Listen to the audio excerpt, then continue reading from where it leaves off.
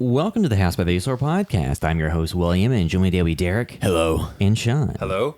And on this episode, we'll be discussing I Am Mother, the new Netflix original film that stars Hilary Swank in the voice of Rose Byrne and is a futuristic sci-fi movie. And we'll hold on the spoilers till later in the review and clearly state when we're going into spoilers. But just to give you a basic synopsis, because it's not even going off what the IMDb one says, just essentially, seemingly there are no humans on Earth, and there is a robot AI system that is raising a young girl from a fetus or from an embryo to a young adult. And it's just the robot's name is Mother, and it's raising this young girl, and there are sci-fi things that happen. So it feels like it would be a good companion piece to Moon, almost. Yeah, because I heard some people like almost mostly single location. Yeah, because I'd heard some people stating like Moon is a movie to watch that with, and I think it does fit into the kind of sphere of the more modern, minimalist kind of sci-fi films. Yeah, it's a weird thing because it's like, oh, it took a lot of money to do this movie, but it also seems like they had a pretty limited scope and budget. Yeah. You know what I mean? It's like this weird range of like, this could not look, the stuff they do could not look any better. Like they got what to do the robot. Like, no, you could spend as much as you want. It's never gonna look this good. But also the locations, it's like location looks good, but you can feel like they have some constraints as well. And the so the Mother robot looks almost something like out of a Neil Blomkamp movie. Mm-hmm. This wasn't a movie Chappie. Yeah. It looks almost like out of that world instead of like Transformers or anything. But it looks very close to Apex Legends too. There's a robot in there that looks. It also kind of reminded me like Portal a little bit. Yeah, I could see like GLaDOS. I could see something like in Half-Life there being a robot similar to this. So is it GLaDOS or GLaDOS? I can't remember. I don't know. Matter. But it's like GLaDOS was the AI robot thingy from Portal. So it does definitely have some of those vibes going on.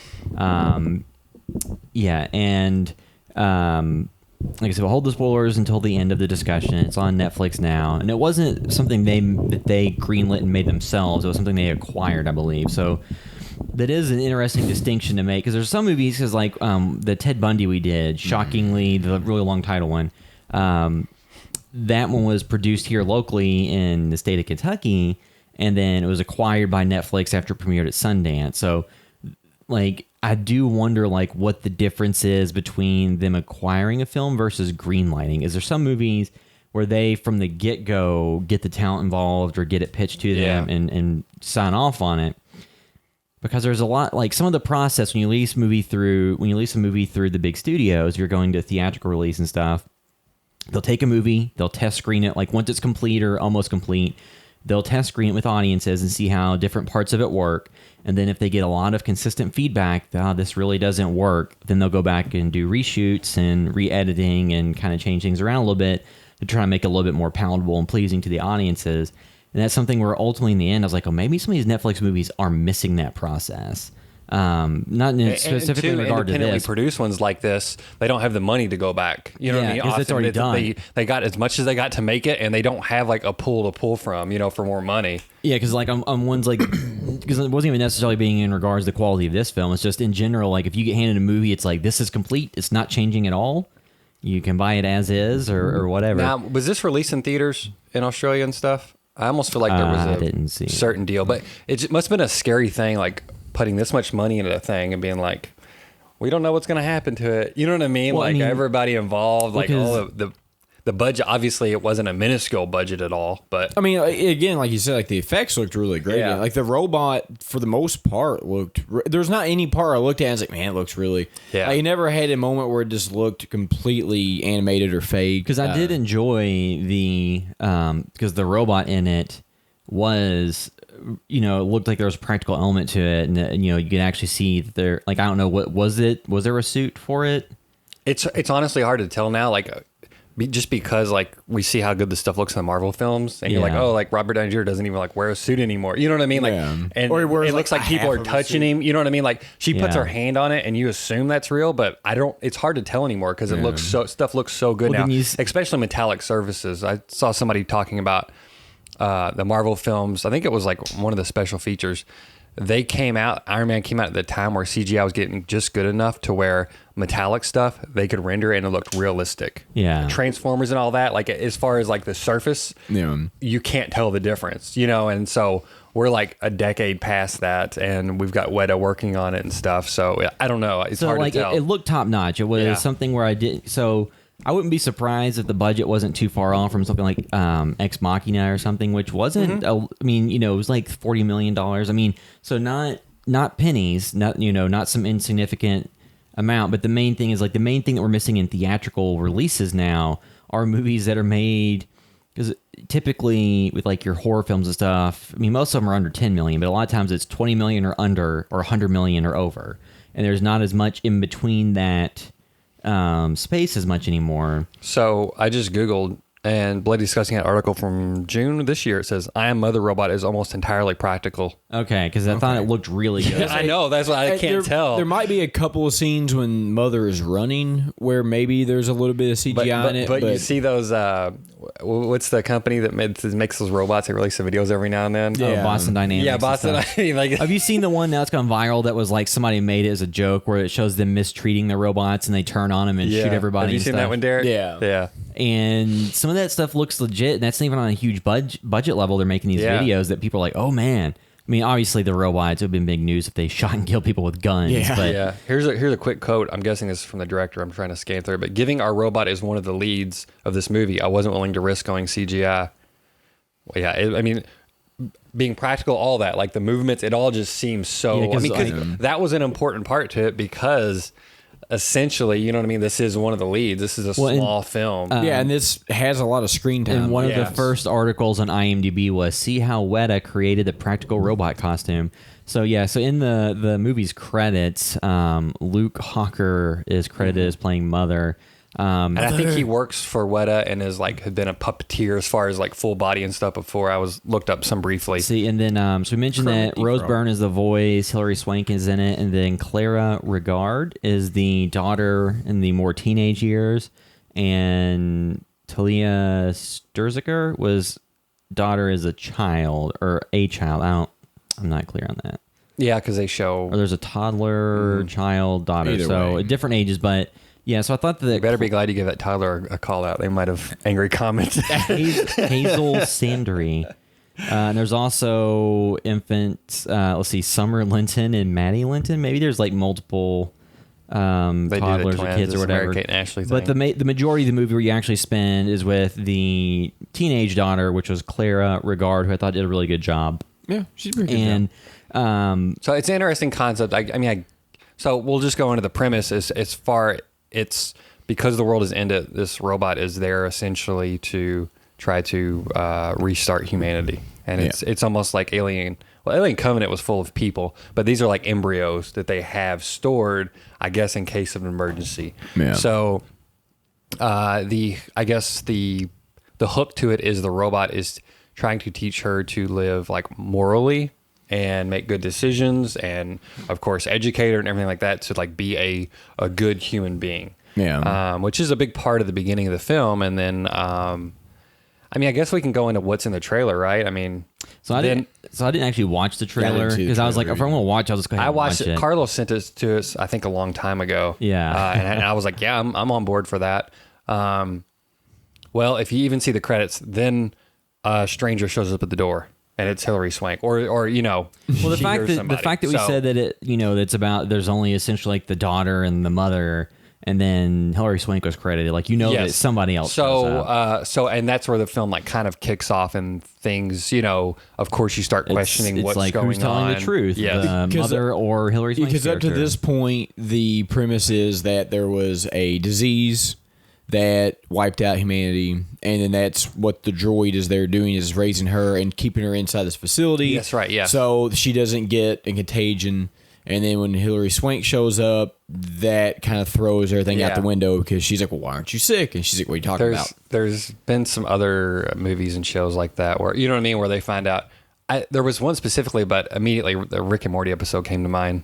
Well, this when also Morty has to raise an alien kid, but because he's going to destroy stuff, he tells him outside is poison. Well, yeah, I mean, this is like an old trope because it's been done several times. There's even like Twilight Zone episodes. Oh yeah, I mean, the movie I thought of was Cloverfield. Yeah, I was going to say Cloverfield. That's what I was saying. Yeah, because I was saying it's real similar to that, and so you have the element of who's telling the truth, mother or woman, and are they telling a fib only to protect them? You know what I mean? Like, it's like even if they're telling a white lie, like what's I love that the names, the main characters through the course of the movie are mother, daughter, and woman. Well, see, that is also very similar to another Netflix movie with blind people. Oh crap! What was the movie? Bird Box. Bird Box. She's like, I'm woman, you kid, he man, daughter, son. Yeah. I'm mother. I think at that point we maybe need to retire that. It's like happened a few times. It's like it's then previously, but we're getting in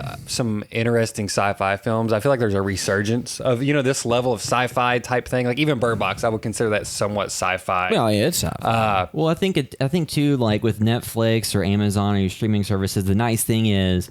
So I think trying to remember, like the Tom Cruise movie Oblivion was kind of like a sci-fi film that seemed like it was this kind of bleak concept. But I think what happens is when you go through the studio system, and they're like, to make this look the way we want and get the stars we want, we have to spend $120 million.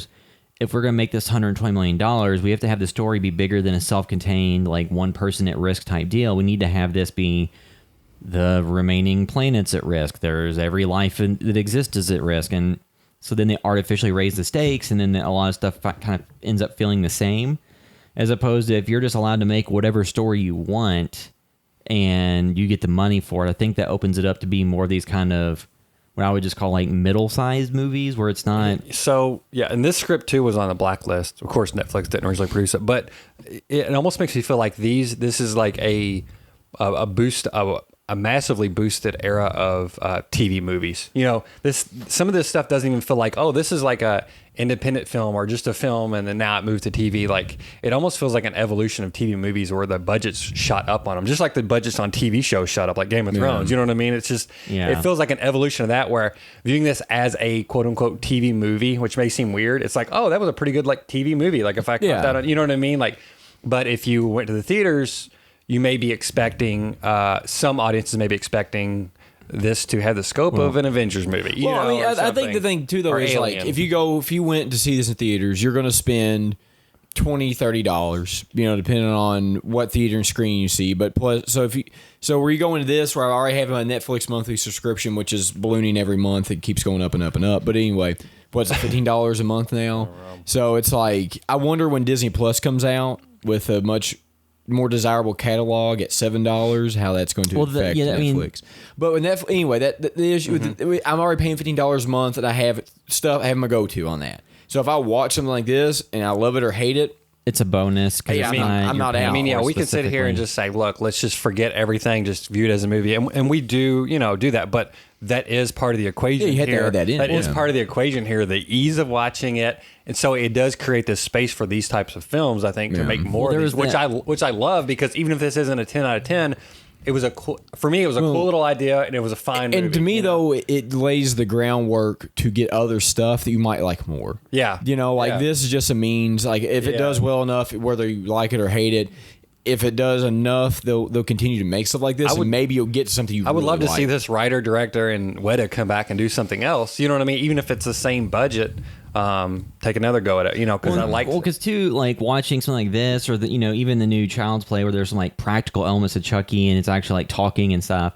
Like seeing practical effects on screen land so much better. Because something is funny, because so in the past couple months, like Julia never watched Game of Thrones, so we watched it from beginning to end.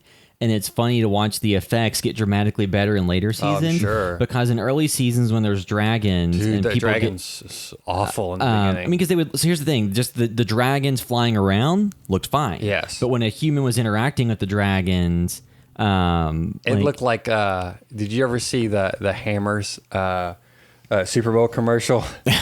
That was how the early seasons of the Game of Thrones looked. Yeah. No disrespect on the Hammer commercials because they're doing a local spot on a limited budget. Daryl Isaacs. Yeah, The Louisville when he was riding the dragon. That's when they start riding dragons in Game of Thrones, like season 3 or 4. It looks so awful. Because it's one of those things where it doesn't look like somebody is sitting on a dragon. It looks like they've superimposed someone on a dragon. Yeah, because they did. And in later seasons, they devoted significantly more resources to it and looked good. But but watching stuff where you have like a practical element to it and there's actually like real things happening, more difficult to do on set probably. Because you have to coordinate the animatronics and the mechanics of it and coordinate. But I think overall, like in this movie, but it's more important when it's a character versus one shot of riding on a dragon. You know what I mean? Yeah. Like it can make the Game of Thrones had all the characters holding that thing up. This would like Child's Play and this would fall apart otherwise. So like the actual movie itself. So like I said, I think that the performances are good. I think that the daughter, is an interesting character. I would say like the main thing to me is that makes this go from being like you can watch this, or like a somewhat recommend to something that makes it a must watch is how compelling is the mystery of who's telling the truth, the woman or mother.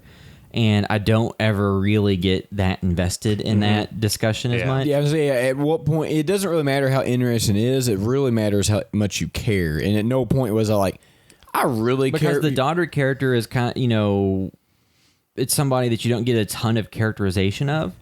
So even though they're like doing a good job with what's available, it's not like you're getting a lot of interactive moments or character moments to make you kind of really get care and be invested in her future beyond just saying like, oh, she's the last human or, one of the last humans and seems to be a good person. And, it's a weird thing because she's seemingly like morally like quote unquote perfect person. And this has to do with some of the story. Like she's supposed to be, mother is trying to train her to be like the best person she can be, because she is trying to restart humanity. But given that, it's like she doesn't have any likable flaws. Like she's not like a little, I don't want to say bratty, but like she doesn't have any edge to her. So it's not like she's like little relatable because you're like, oh, she's a bit of an asshole, but she's funny or whatever. She is just kind of this good person that is a little bit plain because of it, not because of the performances, but you know what I mean? Like there's the only internal conflict she has is like, oh, helping somebody, which is inherently a good trait to have versus telling mother, you know what I mean? Like being open with mother, like not knowing who to trust. So I think that it's kind of a weird thing because you've got this character that is not really flawed or anything. They're a nice person, but you also have a robot who is a robot. So there's no characters in there where there's any tension between them too much. You know what I mean? Like even when you that's why you're not getting invested, I don't think. Yeah, and even when you bring in like Hilary Swank, like with her character, she again just kind of falls like pretty just vanilla. Like there's nothing. Almost trying to be like an Ellen Ripley a little bit. You know what I mean? Or that, or Sarah Connor. Sarah Connor. And that's what I meant. Yeah, but it's like it didn't. She was never badass enough that you're like, oh, okay. She was just kind of part of the reason that Ripley or Sarah Connor, or, any number of characters of that nature. Even like go to the Thing, McCready or whatever. The reason that these characters work is you see them going from working a day job to the special circumstances. Yes, yeah. This is already in the special circumstances. So in this one, you see after, you don't get to see the pre and the after dealing with the conflict or the issue. So I think that kind of leaves that character a little bit flat. Like she is interesting because you see the back and forth of, you get to see the back and forth of mother and woman telling daughter different things. And too, it's another thing that's a little bit of well-worn, I can't think of it specifically, but the stranger that shows up and then reveals to a character that things aren't as they believe. You know what I mean? Like that is a thing we've seen a lot as well. So this film combines a lot of kind of familiar things to do something original, but none of it is just really a super big standout. Again, I think besides the effects and the robot, which do matter in this case, it's not just like, hey, the fight scenes look cool. I'm not saying it's like, oh, this is like Transformers, so that looked cool, that was a spectacle. No, it is about the performances of it. But yeah, like overall though, I enjoy this as a mid-range little sci-fi mystery that doesn't really have much action really, but and I saw somebody say, "Oh, it keeps it pretty tense throughout." Yeah, it didn't. It wasn't that tense throughout. You know, like I didn't care that much. Yeah. But I cared enough. It was just enough there to get an enjoyable experience, but nothing that I would go outright and recommend this to a bunch of people to watch. I think something too that makes, I think, sci-fi work, and we see this in a lot of movies, is like when you kind of almost need, and where this is just a essentially 3-person movie, you know, like there's no comedic person to give any levity to anything, and everybody is on the same, like everybody is on the same spectrum. Nobody's up here, so there's nothing to, each character's pretty normal, and the tension's not high enough. Yeah, not have any comedy. Yeah, you know what I mean? Yeah, the tension's not high enough. So it's just one of those weird movies where it's just like all 3 characters bring the exact same thing. Yes. So there's no, you know, it'd be different if, you know, woman showed up and then like she was just batshit crazy. She was John C. Reilly from Kong. You know what I mean? Yeah, and there's that, but where everybody comes in, they all just fit the exact same mode. So it's like, well, we have 3 characters that are exactly the same that maybe have different perceptions, but they're not so radically different, or they're not treating the situation differently. That to me, that hurts. Like, because they're all just kind of like, hey man, yeah, the robot's bad, me good. And it's like, what? There's no fiction created because of ideologies or like what they believe is right. So that is inherently the more interesting thing about films, when you have 2 characters who, like, let's just say again, I'm sorry, Civil War. You know what I mean? Like any type of any scene at all, it's like it's normally about conflict between 2 characters, and then one comes out on top, or they end in a stalemate or something, or somebody's opinion changes. Where this, it's not even a conflict of ideologies. It's just on different sides of what they believe the truth to be, and that's it. You know what I mean? It's not like mother's like, don't help this girl, you know, or whatever. It's just there's no push. And I guess too, like when woman shows up, you know, even with the mother, it's like there's really no conflict there. So it's kind of weird because it's like because they barely have any dialogue between mother and woman. So I think that part of it. So Rose Byrne, I think, gives a good voice performance for what she's asked to do. Yeah, for sure. But I think that maybe going with, because I know like was it Pacific Rim used the same actress or voice actor that did the Portal games. Maybe it's too much to use that person again. But I think having a voice where you just feel there's something under the surface more than what's going on. Because in this movie, you don't necessarily know what the intentions of Mother are versus not.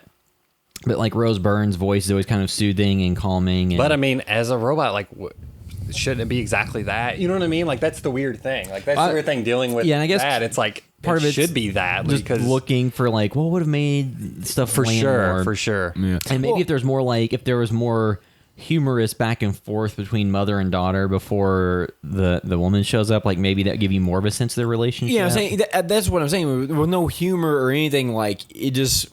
You get no bond toward any character because you got a triangle here. Mm-hmm. So there's really no bond with any character toward any other character, where you see, you know, formations align, like I'm with this person 100% or I'm with this person. It's kind of like, it's just kind of like, oh, I'm with him and then I'm with them and then with them. And it's like, the other thing is something there to, like to with tie. the mother-daughter relationship, you don't get to see how much daughter really considers mother to be an actual mother. Like, that's an important part. You don't get as much of connection of, you know, does she see mother as a utility, or does she see mother as an actual mother, or an authority figure, like an authoritarian? Like, is there, or is she more scared of her? Yeah, and you never get that. And I think that's the original thing about this film that they could have really mined. You know what I mean? Like, we see the robot raising, which I loved all that stuff, you know, feeding a baby and stuff like that. Like, it's like, this is like a different thing, kind of. But you never got to see that interesting side of it that they could have explored that makes this film different. It's almost like the mother character is just another person. You know what I mean? Almost where, I think that would have been an important part to explore in this film specifically that they kind of leave on the table. Because this is a completely different film and different type of movie, but... what's the movie Stephen King where the writer gets wrecked and Misery. This could have been way more interesting if it had a Misery approach where, like, because at first even though she's crazy, she starts off kind of sweet, and whereas like Mother is just the same all the way throughout. There's no ratcheted tension where things start to get tense and then you see it shift. Well, I think that's what you need in this movie, and you never see any character shift. They all stay. I guess you could say like a shift that happens is at different points when Mother goes into a full-on run to get somewhere, that indicates, like, regardless of how calm the voice is, like, Mother knows something needs to be addressed immediately. Mother. And I think that having, practical elements to it just made all that feel a lot more hefty. Yeah, for sure. With the mother running around. But, like, there's just some good scenes that, like, because this movie, to me, channels a little bit of Terminator. It channels a little bit of Alien. And it channels a little, because it's just general sci-fi, but there's certain moments where it feels like those movies.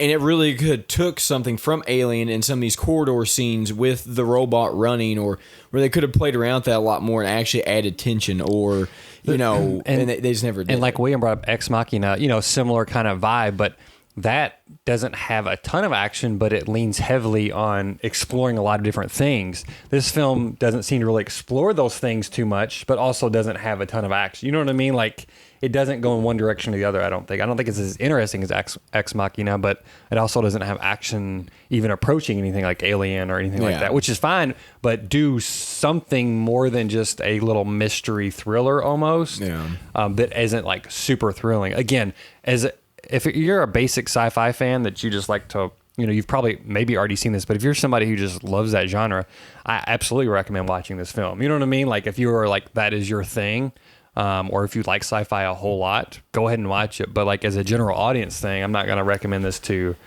I'm not going to bring this up to anybody. I just feel like this movie kind of acted like it had a lot to say, but it really didn't. Yeah, and that's the unfortunate part. Because, like, I just watched The Dead Don't Die, and that movie is, like, very heavy-handed on a lot of stuff. Whereas, like, this movie could have got a little into that, or maybe a little bit in a way that wasn't so, like, over the top. But even then, there's really, at the end of this movie, there's not really a message. Well, and I mean, the thing too is a lot of times movies don't need to have a message per se, but I guess, like, kind of wrapping up before we get into this spoiler discussion, the ending of the movie doesn't hit you with an emotional gut punch. No. And mainly it's because since you only have, these three characters to play off of, and you don't get a lot of interplay between them to know how they really feel about each other, and you don't get enough build up, like, there's not as much at stake. In the world that has been set up there, like some of the later reveals and things that happen, you're kind of like, oh, okay, well, I didn't necessarily know that was what it was. I mean, the ending at a certain point, because a lot of, like, sci-fi movies hang on, well, what's the big twist or the ending? And this isn't necessarily like an M. Night Shyamalan level twist or anything like that. It's just kind of a general reveal that makes sense. But it's not something that leaves you sitting there going, oh, damn. Because I'm trying to think of, like, a sci-fi movie that has done that. But it didn't leave me as something that has a lot of, fodder for conversation that I think everybody's going to be talking about. I think if anything, they'll be talking about the mother robot in the movie and how good it looked or how interesting it looked and stuff like that. Like, this definitely feels like it could have been something in the Twilight Zone. But with stuff in the Twilight Zone, they generally, especially I haven't watched any of the new one, but the original series, like, there's someone that did have a gut punch at the end, or we're like, oh man, Well, and this didn't. And two, it's over 2 hours long. I feel like they could have trimmed it down a little bit. Yeah, because a long movie. Because whenever I go to watch movies, like, if it's on Netflix, it's kind of like, okay, whatever. I get to watch it at home, and I do wonder if knowing that you can pause it and come back later and all that, like, does that change how you view a film? Absolutely. Because on the podcast, for the most part, when we do movies, I watch them all through in one sitting. Obviously, the ones I see in the theater, I'm not touching my phone or anything during the course of the movie. But at home, there is the tendency to, when you're watching a movie, if something pops up that you can interact, like if somebody messages you or whatever, something that when you're in the theater, you would let go until you're done. When you're at home, you respond to it. And then you have these distractions that pull you out of the movie, and you know that you can pause it and come back and watch it later. So there's all these things that can kind of change the experience when you watch it at home versus in the theater. And I do think there is something, I forget what the article, who it was from. There's the article that had a bunch of, like, entertainment industry people like Jason Blum and all these different people and Kumail Nanjiani. I think it was New York Times, maybe. And they were talking about the future of movies and stuff. And I think it was Kumail said, when you go to the theater, you expect something to be this big experience. When you watch it on Netflix, as long as it's okay, you'll just be like, okay, I watched it at home. And so that's not the same requirement for the experience, and they'd rather have 5 good movies than 1 great movie. And I think that is part, their policy is just having content, because you need to have stuff that enough people like that they're interested to keep the platform. So it's one of those things where their sole purpose isn't to make each of their products as big of a, home run as they can make it. It's to just make sure they have enough product out there that for somebody it's a home run. But, the one thing I'm starting to run into with Netflix is, like, you get on there, and outside, like, TV shows, I don't really, like, ones that have already pre-existing from other networks they picked up. Like, I don't get on Netflix and just start looking at all their stuff. Like, man, I really want to watch that. Like, outside, like, Stranger Things and BoJack and a couple of other shows, like, I'm not on Netflix for the original content. And the thing is now that you're starting to see that, because you look at the movies and it's like, a lot of this is original stuff, and a lot of it is not very good. Like, I've watched some of it, like Wine Country, which these are comedies, Wine Country and Always Be My Maybe. Like, those were fun, but they're comedies and a little bit different. But, like, then they had that, like, they do a bunch of Adam Sandler stuff, which some people really like. They said the murder mystery, the Adam Sandler, Jennifer Aniston film, it had enough worldwide views to such that if everybody who viewed it went into the theaters to see it, it would have made like over $200 and something million worldwide opening weekend. So which makes you think it would have made like 30 million. Actually. Because there's no. They said if the U.S. views, so if the U.S. viewership numbers that Netflix published were related, if you took the amount of views it got and had them buying a ticket at an average purchase price across the U.S., it would have made like $120 million in its opening week. But that's also assuming that every single person that watched it would also go into the theater. Which is not true. But on the other hand, a lot of times Netflix, 2, 3, 4 people could be watching at once around the TV, so you don't know what the actual viewership numbers are for a lot of these. Just like the viewing party we had for that movie. Yeah. Well, it's like Game of Thrones with HBO. Yeah. Their final episode would have like 19 or 20 million viewers, but how many of those views occurred with 5, 6 people in the room? Yeah. Because, back in, a couple years ago, when not everybody, before HBO Now was super easy to get, like one of our friends had HBO, so we'd go over and watch it on Sundays. So there'd be like 4 of us that would watch it. But now, since HBO Now is, you can just pick it up for 2 months and then drop it, people, much more frequently just get that, watch the show they want to finish, and then end their subscription. Well, I guess the interesting dynamic, I think, that's starting to come with Netflix, Hulu, and because Hulu's not as much, but Amazon and Netflix, and maybe when Disney comes out with Disney Plus, is like, do you, is that going to make the movies that actually go to theaters better? Because I think this year, at the exception of maybe 1 or 2 movies, like the box office is overall down.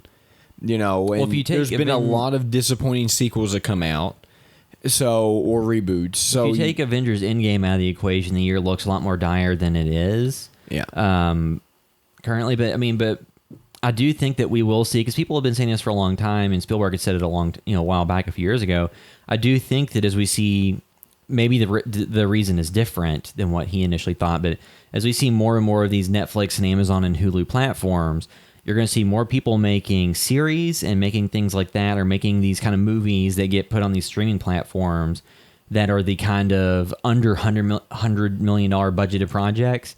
And then in theaters, you're going to get more and more of the event films. So we're going to have, like, how long before Disney does a live-action remake of their live-action remakes? Like, are they going to redo Aladdin in 15 years? Well, I think, though, with Disney is they have... Isn't the Lady and the Tramp remake coming directly to their streaming service? Yeah. Yeah.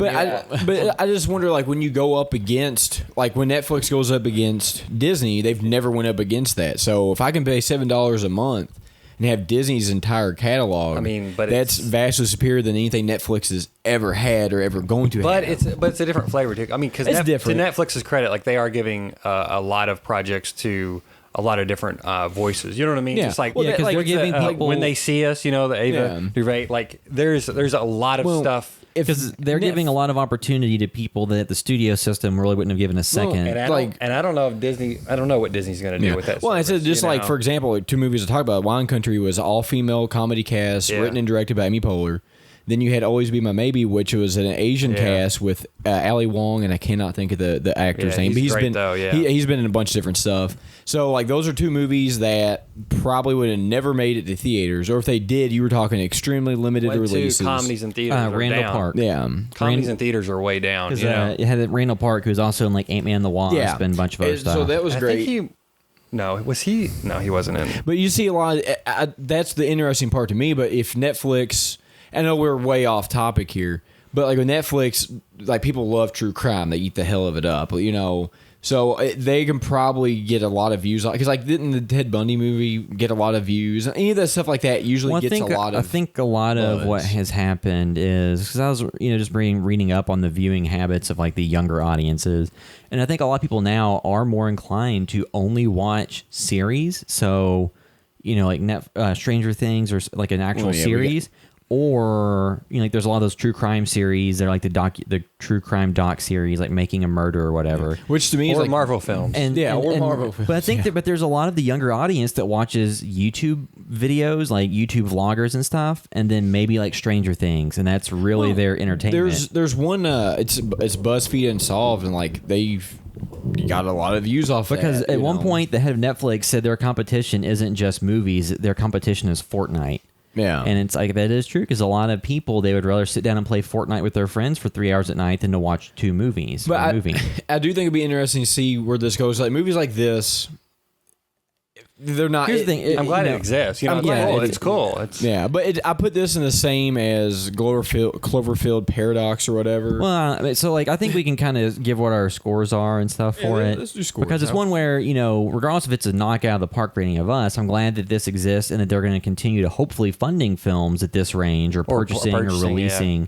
Because I want to see more stuff made that's not just fitting the mold of a 4-quadrant. I mean, I'm sure this was produced with a big goal is to like, hey, let's get Netflix to purchase this. You know what I mean? Like, I think that's probably why some more chances are taken on films like this from like private financiers, because the producing team is like, hey, look, we have a place for this. You know what I mean? Like, we were pretty sure Netflix, at least in one region can pick this up or whatever. So it is cool that they're an avenue, and so many other Prime and, just everybody trying to buy this stuff up. Well, it's just, it is like a golden age for this type of just content. Like, hey, we can put some money behind some stuff because one of these services will buy it or produce it. Yeah, because it is kind of a gold rush for content, because you have Netflix, Hulu, Amazon Prime, and then you have Shudder, which is making like a Creep Show series. You're going to have Disney Plus soon, and then... the only big one that I can think that is shut down really is like Filmstruck, which they didn't have original content. The DC network. I mean, but I guess they're getting rolled into WB's. But they canceled everything. Yeah, they got true. one. That's true. They had a couple of original shows and they canceled all of them except for one. So that lasted not even a year. Before it. Because what was it? The AT&T bought Time Warner, so they're probably going to have their AT&T service. So what happened is everybody wanted to cut the cable and get rid of like network cable television, where you had a cable package that was $100 that had all these channels and HBO. So people wanted to cut the cord and just have internet service, and then a la carte get the services they wanted.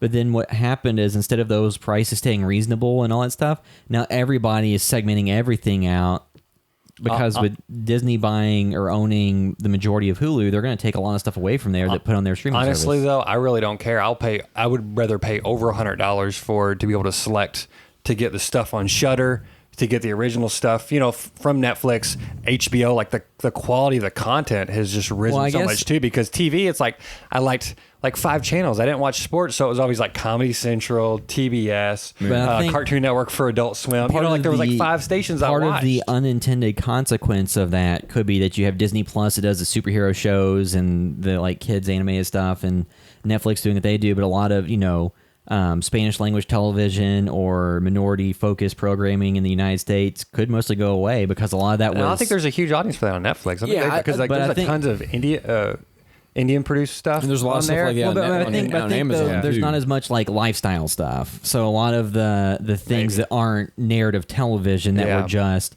the different talk shows or things. But see, I guess suffer because a lot of that was subsidized by cable packages. But I guess something else too, though, is if you were somebody that maybe, because I don't know how Netflix, like I know Netflix in different regions has different stuff on it, so maybe Netflix that's in Mexico might be slightly different than we have and have other stuff geared more toward their audience that maybe the U.S. every get. region's different. So I don't know. I think also that's a reason that with a lot of the younger audiences that YouTube is struck such a chord, because in every language that you could possibly speak, there are YouTube stars. So people can find the authentic people that, look and sound like them. So I just YouTube could fill that gap you're talking about, though, William. Of yeah, that type of content. You know what I mean? I guess the difference would be, instead of having an actual lit studio and professional production team, it's more kind of homegrown until they get big enough to get sponsors. Fine, though. You know what I mean? Like, it's all about the content. So, yeah, back to the movie. Are we going to get in spoilers at all? Well, so what would give it out of 10? Yeah, I'll go last. I don't know. Like, I thought it was, again, grading this on the curve, watching at home, like, I thought it was perfectly fine. Like, maybe like a 7. Like, 6 normally gets in the territory where I'm like, it wasn't awful, but I didn't really enjoy it. It's maybe like a 6.5, 7. Like, I appreciate this film. I like the ideas behind it. I just wish they would have been mined a little bit more. And the payoff was fine, but honestly, I half guessed the ending. You know what I mean? So it's not like anything mind-blowing, and it doesn't have to be mind-blowing. It just has to be maybe interesting, or like you said, to leave you thinking, and it doesn't really leave you thinking. That's the biggest issue with it. In sci-fi films, I think, especially for me, unless it's like hard sci-fi action where I'm kind of there for the wild action, if it's something like this, I want it to leave me thinking. I want it to make me think about things that, maybe that I hadn't thought about before, or how I would handle situations, or just how you think about humanity or anything. But this doesn't really do that for me, and it needed to really elevate it. Yeah, like I think I'd probably give it a 6 out of 10. So I think that if somebody is a sci-fi fan and they were interested in the premise, go ahead and watch it. I mean, there is some enjoyment there and some really cool effects to get out of it to enjoy, because a lot of times with sci-fi films, a lot of it is, well, how do you feel about the environment? And like the sci-fi elements of it do look cool. And the performances are good. It's just they're solid performances. I just don't know that they gave enough there to really care about all those characters, deeply. So yeah, I mean, the direction was good. Cinematography is beautiful looking film. The production design on the sets and everything, like everything was pretty good. There are some places they go that feel very CGI heavy. Yeah, where you see the budget constricting. But other than that, like for the majority of the film, everything's top notch. Because I was just limited. Because when I came away from like Ex Machina, I thought about that far more than this movie. Yes, for sure. But this movie's not bad. It's just I feel like they could have taken it up a notch and made it like a must watch. And as is, it's mostly like, oh, it's on Netflix. You can definitely check it out. Mm-hmm. I'm gonna like a 4 out of 10 on it because it's pretty, and that's about it. Like for me, it's like there are certain things in this. I'm like, okay, I would like to see them do this in other movies that'd be vastly more interesting. Like for example, we talked about like Half-Life, or if they ever did a Halo movie. There's like so many different sci-fi elements that they could take out of this movie and implement to a much more interesting storyline.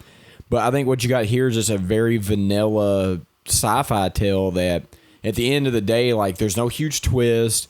This is kind of like Aliens meets none of the good stuff, but like Alien or Terminator or a little bit even The Matrix, but without any of the interesting plot elements to it. You took it's like Matrix mixed with Terminator. Originality or action or fun. Without any of the things that made those movies memorable. This is that you take out all the memorable stuff, and then you get just like the very vanilla, boring parts that happen before the interesting things happen. This is what that is. So you're saying that they should have had Mother voiced by Vin Diesel. And it's just like, I am Mother. So what if the only dialogue was, I am Mother? I am Mother. Good. But it just to me, like the payoff, you give me a 2-hour-long movie, and the payoff is just like, it's nothing. It's like, you kind of guess it, and it's like, I mean, there's just seems like they had some concepts, but and the reason I guessed it is because a lot isn't going on in the film to make you think. So the one thing that they drew attention to, I was like, oh, well, that must be... I figured it's significant, but it must be because they're not really leading you down any other paths. You know what I mean? Yeah. Like, they're not really... You're not thinking about a million things while this film's going on. Yeah, there's a lot of different stuff they could have done interesting in it. There are some interesting visuals, and I do like some of the scenes when they actually get out of the facility. Like, yeah, that's cool. So I guess, before getting to spoilers, if you're listening via iTunes or any podcast service, you can leave us a review because it helps other people find the podcast. We much appreciate it. You can always send us emails at podcast@houseofastore.com. You can leave comments on the YouTube versions because you always enjoy seeing feedback there. Yeah, this is a video version podcast, so yeah. And then if you want to find the other work we're doing, you can find everything at houseofastore.com. Find links to our social media accounts, to Facebook, Instagram, Twitter, YouTube, all that good stuff. And then you can see me on Instagram at @TheWilliamCaps. You can find me on Twitter and Instagram at CapsDerek. And I'm at BlevinSean on Twitter. So now we'll move into discussing spoilers for I Am Mother. So if you haven't seen it yet, you might want to check out because we'll go through all of the plot points or, the big twist.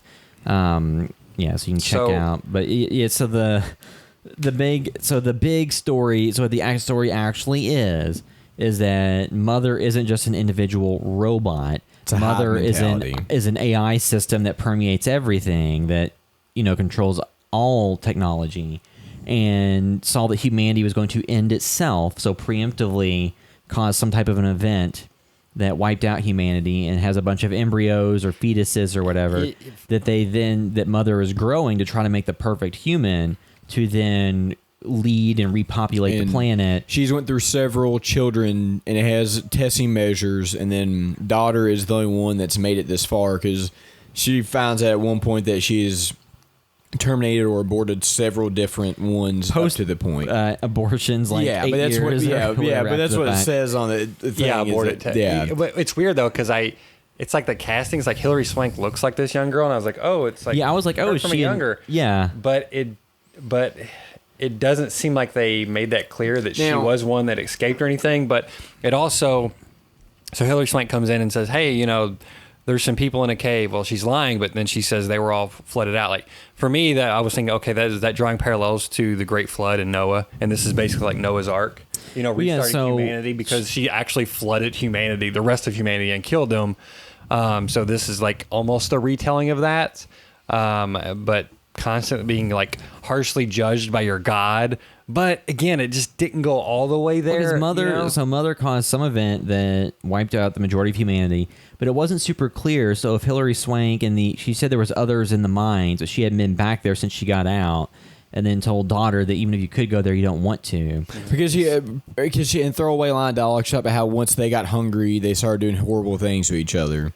So now my thing is with Hilary Swank's character, they never really explained how she actually ended up there because she said that she was with somebody else, but then you find out that like there really was nobody else. So did Mother use a robot and shoot her and then bring her to the doors, essentially to that facility, and set everything up? Because that to me would have been more interesting. So they never really, because once woman gets there, you have the back and forth with daughter, like who does she believe, mother or woman? Because Mother tells her that the gunshot wound is from her own gun, so it was self-inflicted and she's lying.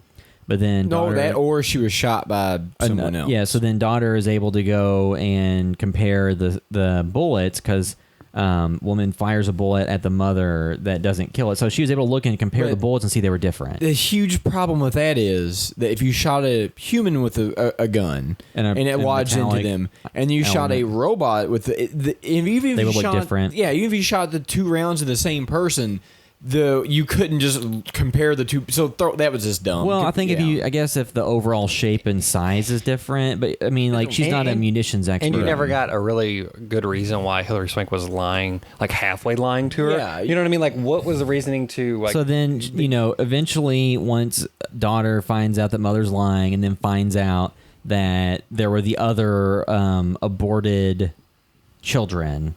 Which is kind of a moment that almost reminded me of Blade Runner, because you have the moment where which one, 2049? 2049, which I don't want to get into spoilers for that too much, but she goes in and finds like the ashes and a jawbone and all these different things, and that kind of drew parallels to me to a scene from 2049 because it's very reminiscent of that.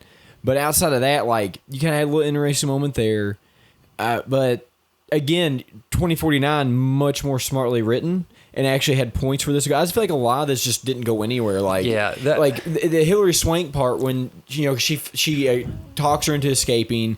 They go through this huge travel to get to a beach. There's a wrecked boat with shipping containers. And then that's where she lets her know that there is nobody. But she never really gives her a reason. Taking that girl home and be like, yeah, I live in a mansion. You're like, here's my cardboard box. And, this is the part of the movie to me where they built up to this point. And this is the point to where if she gave her an explanation like, hey, I was just like you. Yeah, I grew up in this facility. I escaped. Exactly. Blah, blah, blah. Then it makes sense. But she gets there and she's just like, well, you're off better here. And it's like, but she's like, we didn't have the money for the mindset, so we have the shipping container. Yeah. Well, so to me, it's just like at this point, there's just some dialogue they could have thrown in there to kind of tie everything together. Or like the more satisfying thing would be when she gets out there and sees she lives in a shipping container. She could, be like, wait, I'm like you. I can't, I managed to escape from Mother, and then she like would just show like things she drew on the wall. It's like, well, this is so and so, and this is so and so, and started talking to them.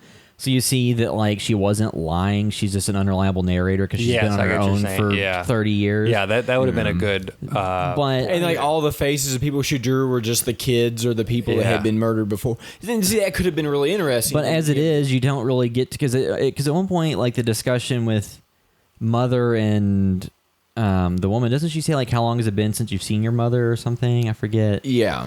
But like, so you never really get a clear understanding on that background, but also that character in the overall grand scheme of things was just something that Mother anticipated and manipulated and used to help teach daughter a lesson. And so you get that element, but it's like, well, I mean, it's not super satisfying. Yeah, the thing that I like half guessed was because they're not really posing any interesting questions, because there is no conflict in hardly any scenes early on between mother and daughter, was when she's teaching her about having like 5 sick patients with that need different organs or transplants, but then there's one sick one that can save them all, but who's also curable. Easily treatable. So I was like, okay, well, this is like a morality thing. She's testing her. So I thought, okay, is Hilary Swank in on this? And this is a test to see if she's like worthy. Hilary Swank and Mother in it, because this is saying, hey, is she going to go out of her way to save this person, even if she has to be deceitful or whatever? It wasn't quite there, but Hilary Swank was unknowingly used as a pawn to test, the morality of daughter. And she, quote unquote, I guess, passed the test essentially. So that's why at the end, she just let her go. And then because she had passed the test, they're like, we don't need Hilary Swank anymore. So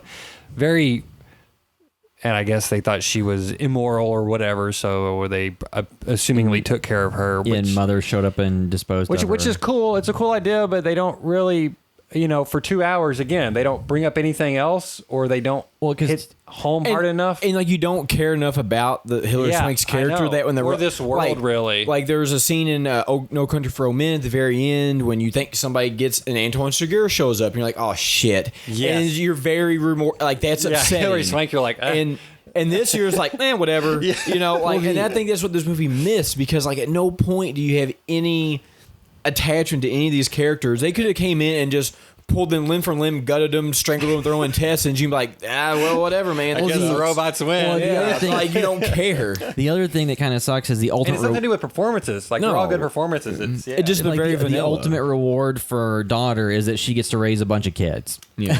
I told my wife, I'm like, because my wife walked out like 20 minutes before it was over, and she's like, what happened? I'm like, she got to raise a bunch of kids. It's like, that just seems like a lot of work. I have one kid. And she's like, well, she has nothing else to do. I was like, that is a good point. She has literally no job to go to. Well, that's way really reductive, Sean. But yeah, and like, again, like where this kind of reminds me of like the Matrix a little bit is like, you have an AI system that they never really give the purpose of it, but it kind of destroys the world, and then it uses humanity for its own So bit. there's other questions. So is the goal of daughter to then become mother and raise all these children, like depending on the age gap, so she'll never be all that likely to engage physically with someone because she would essentially be the mother to all these people.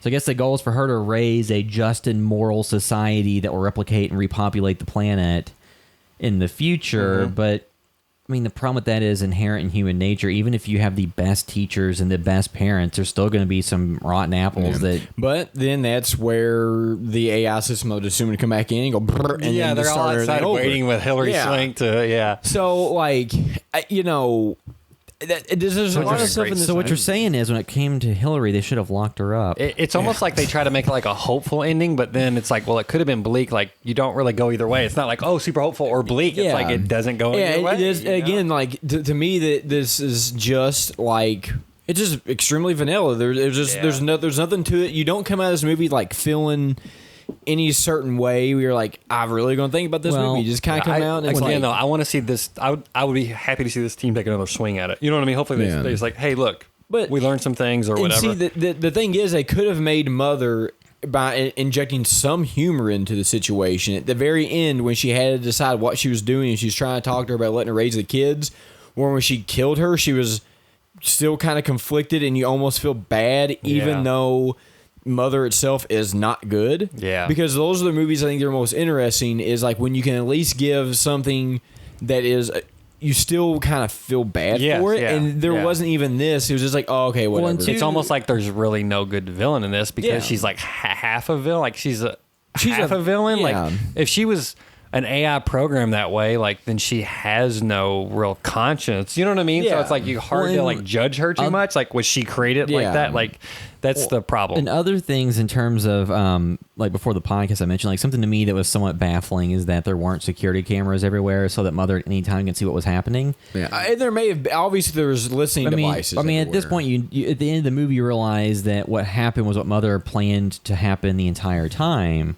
So maybe there were, you just didn't know about it. I would assume that when she came in when she tried to kill Hillary Swank originally, and she came in the room and she was talking to her, I would assume that there was something there because she'd been following all this stuff all along. But yeah, it's just one of those things where the AI, like once you get the reveal that Mother is just an individual robot, that it's actually the AI system that controls everything and is responsible for everything, like it's not that big of a reveal. I think it makes it less I kind of assume that because the way in the beginning it shows it being assembled. Yeah. I mean, like that doesn't happen without an AI running things to begin with. I think what could have made this also a little more interesting is if it was originally like that, but then it kind of separated from itself and maybe went off kilter a little bit. And then wasn't. I think that would have made it a little more interesting if they had added that it had the ability to develop some type of a conscience or something. Yes, yeah. And without that, you just have this thing that follows everything. Well, this movie was no Chappie. And you think, I guess by this AI's judgment, the only moral television programming was the Johnny Carson show. Yeah. It's only that she can see. Not even Andy Griffith's show, nothing. Just Johnny Carson.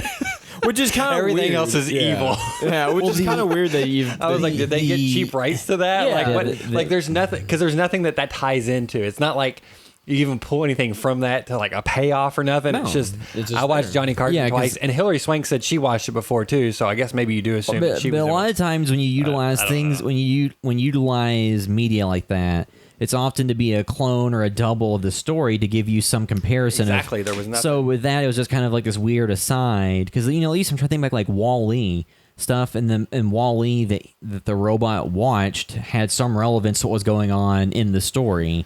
And opposed to this, I mean, so and like Wall-E is a good example of a robot that has some level of you have feelings for a robot, whereas in this, like with Mother, what would have made it more interesting is if even though it was the AI system but that one had somehow developed good or bad, maybe a little bit of difference from the hive or whatever you call it. But to be fair, they didn't really make you care much about the human characters either. No, you know what I mean? Like, that's what I'm saying. A failing on all rounds. Yeah. Again, I just going to something else is if people had said, like, I saw some description of like a sci-fi horror. Like, the horror elements didn't really creep in because there was even like an overarching fear of dread because Mother, like, you could have wondered. I don't know. I just feel like there could have been like a sense of dread throughout if you just felt like there was something going on beneath the surface.